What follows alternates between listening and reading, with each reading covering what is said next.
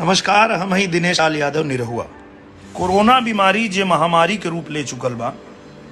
अस्पताल के डॉक्टर लोग अपना जनला भर पूरा कोशिश कर रहल बा।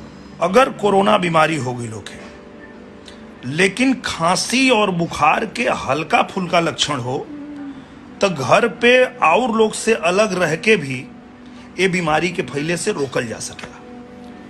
अगर तबीयत ज्यादा खराब हो तबे अस्पताल जाए के चाहिए।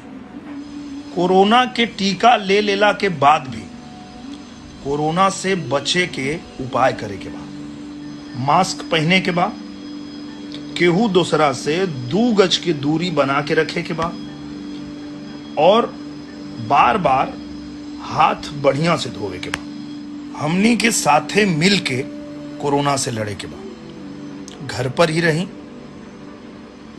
और एकमत रहीं। और हाँ, हिम्मत बना के रखी। सुरक्षा में ही समझदारी बा। घर पर रहीं, सुरक्षित रहीं।